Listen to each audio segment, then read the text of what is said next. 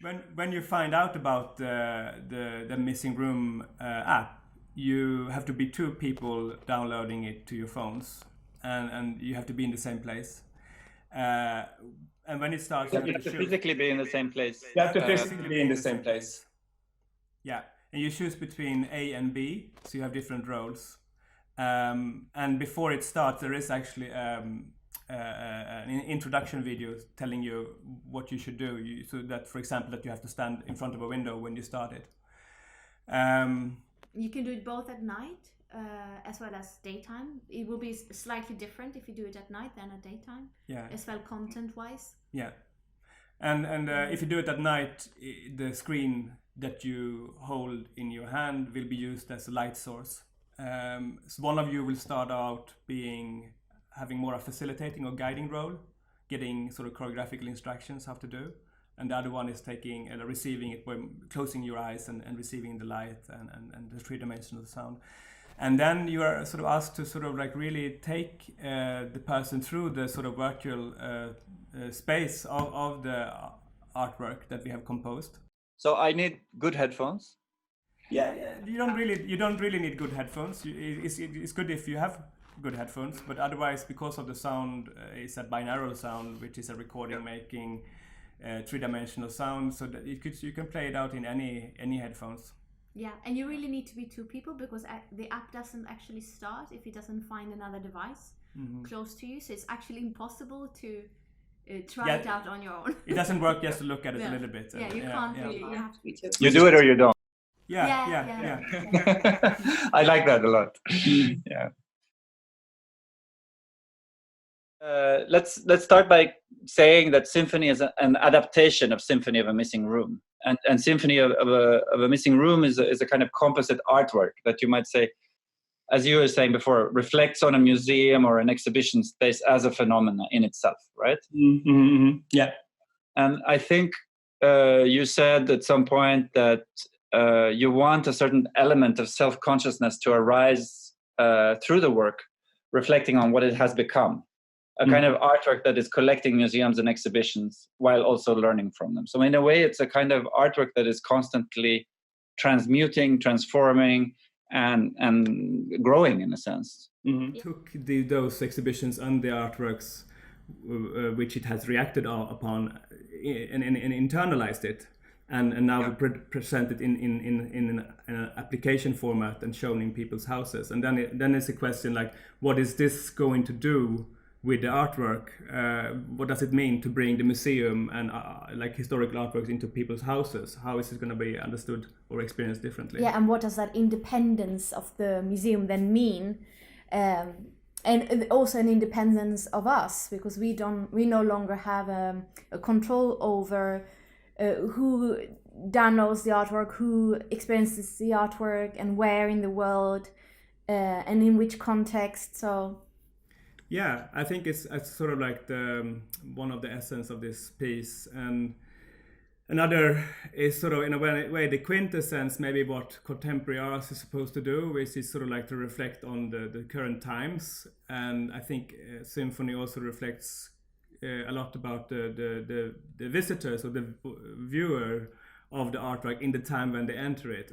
It says a lot about them, for sure, where they are at that moment in time when they experience the work.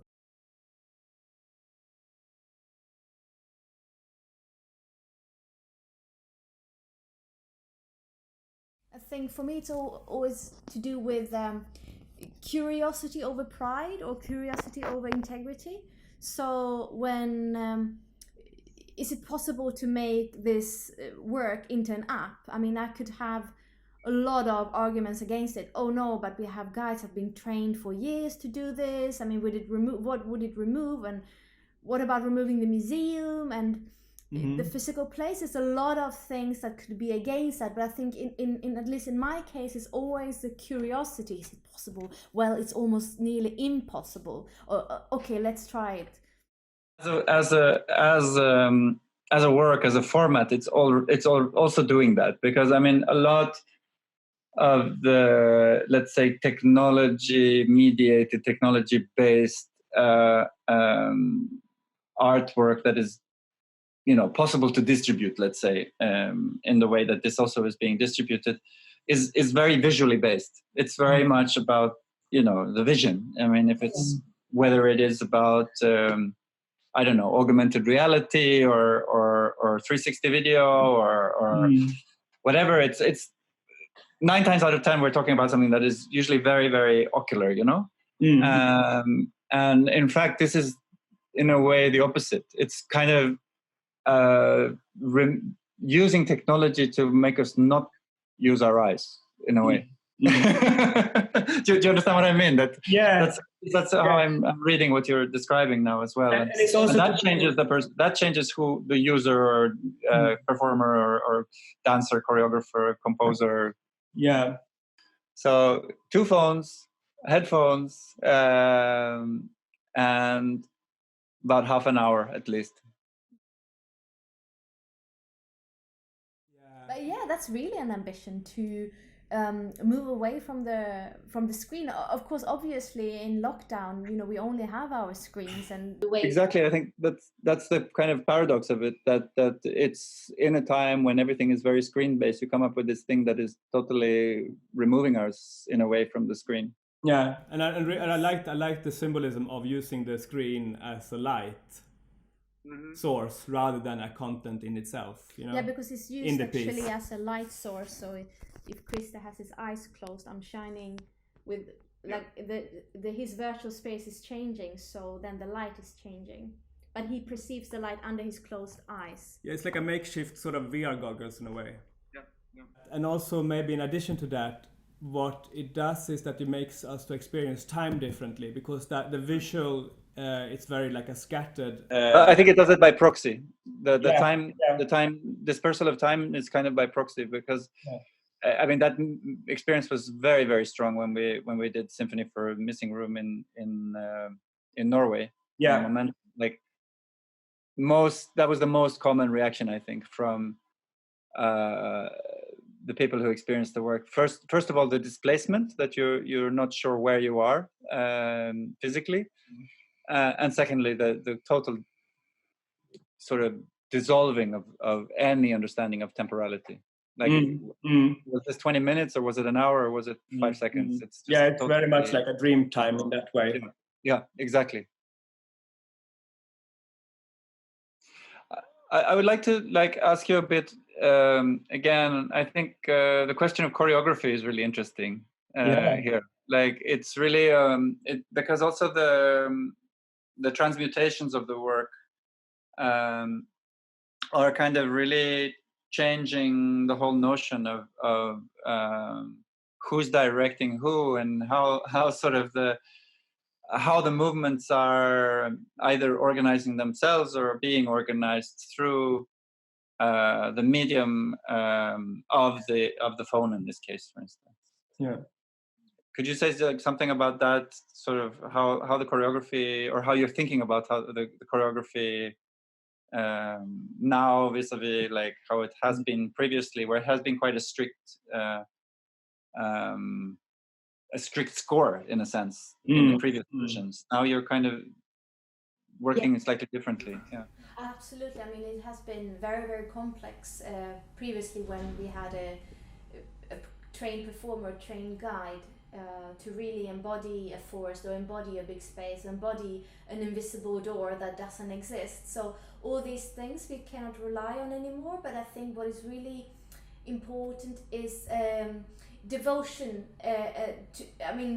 to the work, so that people really put a lot of effort into it, because really you have to take 20 minutes out of your time, and you need to be 2 people to do it. So it's already quite a ritualized experience, and by deciding we will actually do this now for the next 20 minutes, you kind of already commit, and then you want to do your best. So I think the engagement in the actual work is completely that's what makes the choreography convincing. So it has to be simplified, and it's now more kind of based on trust. There's a lot of instructions saying, make me trust you, or you, for the next 5 minutes you're responsible for me and my body.